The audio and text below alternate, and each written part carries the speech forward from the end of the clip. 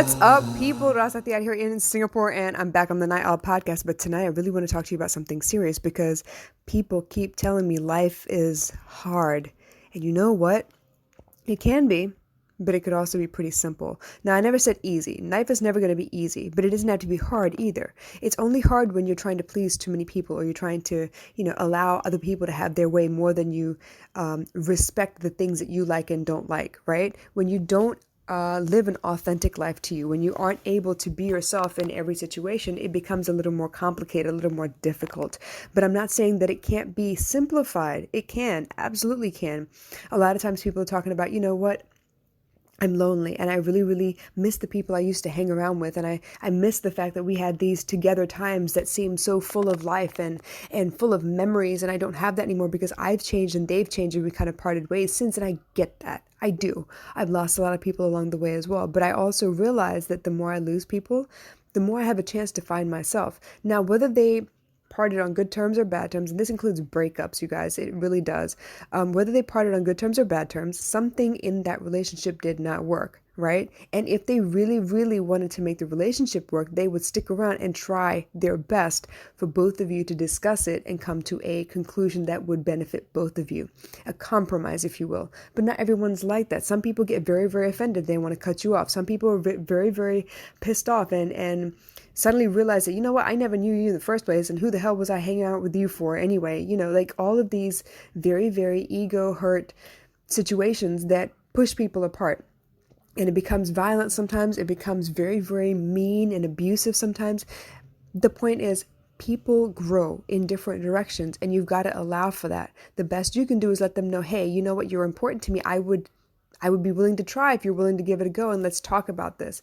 But that also means that you can't be hurt. So hurt that you can't hear what they're asking for. I've had several situations in my own life where, for example, for a while there, my brother and I didn't talk, my middle brother and I. And it was something where I didn't realize I'd done something so badly that it had pissed him off. Like it had really offended him. And he thought that I was being disloyal.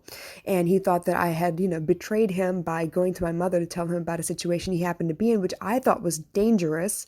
And I needed an adult to know because at the time I wasn't really equipped to do the things that I could have done now as an adult, right? I didn't feel like I could tell him about himself. I felt like if I told him about himself, he was already on the edge. He would probably go do something crazy and really, really hurt himself or do something he couldn't take back to the people that he loved.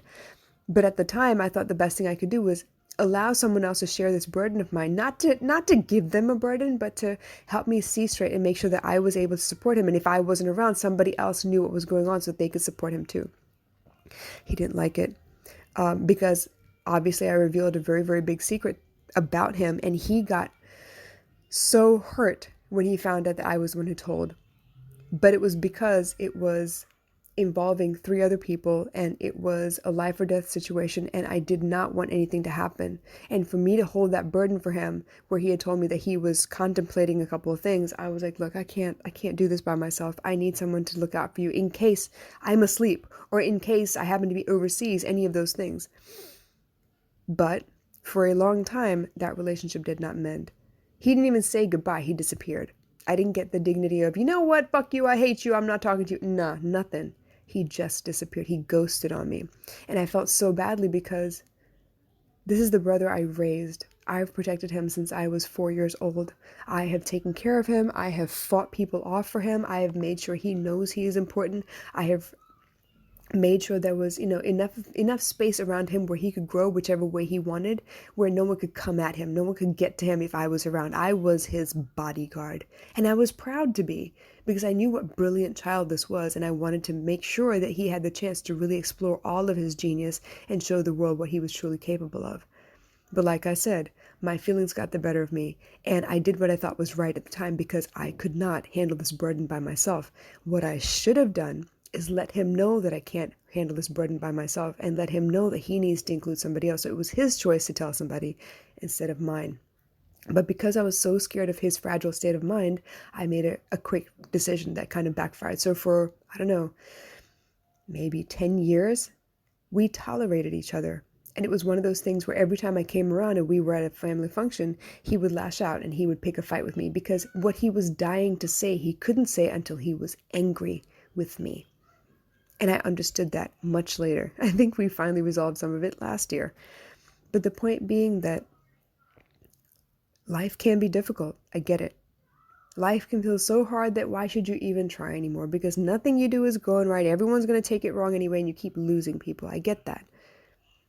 But if you don't sort out who you are and what you're actually fighting for, if you don't figure out what you stand for and what you love about yourself and about the world, what's worth saving, what's worth preserving, what's worth really looking forward to every day, this is going to keep happening. It's going to keep feeling hard. Now, I saw a quote the other day that I thought was really helpful, and I didn't really understand it at the time, but here goes, okay? I think it's relevant here. If you live in your mind, you will crush your spirit. And I truly believe that, because think about this. Our mind is where all of the thoughts come from. Our heart knows what we want to do. It's like, oh my gosh, I want to do this, and let's go off and bungee jump, or let's go off and start painting because it's the middle of the afternoon and the light is nice, and let's just, do that because it feels good. But our mind will be like, yeah, but who are you to paint? Who are you to teach anything? What do you think you are? Some kind of like great singer or something? Like, your mind, as fickle as it is, will give you 100 reasons for why you shouldn't do something, and it will pull up all the justification from comments of people past to show you that, you know what, you ain't shit, and what the hell were you thinking in the first place? But that's going to crush your spirit. That initial, what is that word I want to say? That initial piece of inspiration that says, oh my gosh, that's so cool, I want to do that. Your mind will crush instantly because the fear takes over, the ego takes over. And it justifies everything you ever want to do, with every thought and every criticism, and every parent, uncle, child, teacher, person who's ever said anything mean to you will come out of your mouth at yourself.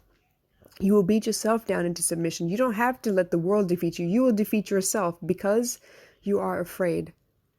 And I really, really think that if you live in your mind, you will crush your spirit because the thoughts take over. I've been in that situation too. I've been in situations where I had a crush on somebody and I wanted really hard, really badly to just say hi or message them out of the blue. But I would always wait for an opportunity where they messaged me first, mostly because I was afraid of the rejection. Okay? Not to say that it would be a rejection, but at least I would be true to myself. I wanted to message you, so I messaged you. I wanted to say hi, so I said hi. And then whatever you do with your time after that, fuck it, whatever, But it's not that simple. It's not simple to love unconditionally because we want to know that we were seen. We want to know that it made a difference. I want to know that if I said hi to you, that it maybe made your day. Or not, whatever. But I do want to know something. It would be nice to be reciprocated. But that's also not love. That's a business transaction. So for me to want to do these things and know that it could go sideways, any one of a million different, iterations of this particular moment, the multiverse and all, I tend to talk myself out of the things that I really, really want to do. I really want to do a dance video.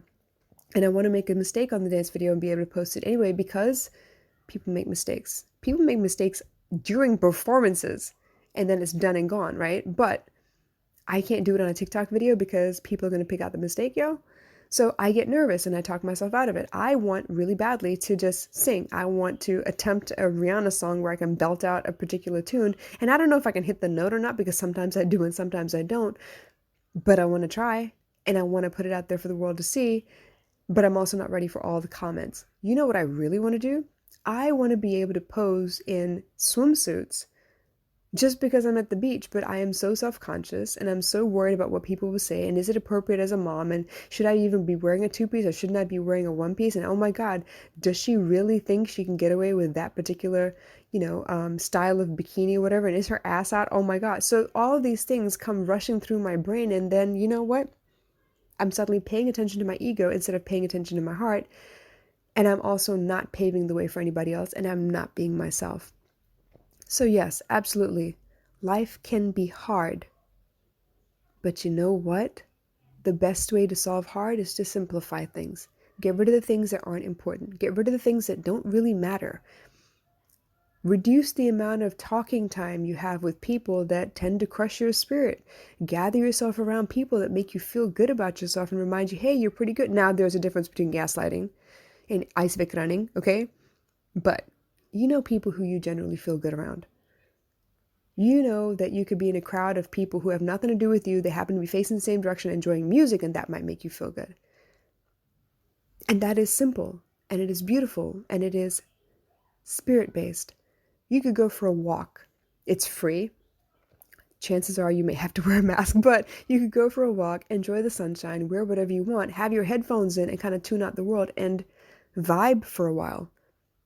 That would be good for you. That would be good for the spirit. And in those moments, you find peace. You suddenly know what you need to be able to kind of calm the chaos in your mind sometimes. You know what you need to rebalance yourself because something happened and it sets you off and you really want to go fight the world, but you know you can't because then there will be things that you do or say that you can't take back. But you know what you could do instead, which is kind of be in the world, but shut it out with headphones and vibe for a little while. Enjoy that sunshine on your face. We need nature as much as it needs us. Well, maybe not us specifically, but we do need nature. And yes, life can be difficult, life can be hard, but it can be simplified. And it may not be easy even after you simplify it, but then you'd at least have the essentials that you're working on. So if you have any questions or comments, drop them in the comments below. But if in the meantime, think about this. What if you could simplify your life to the things that you really, really need?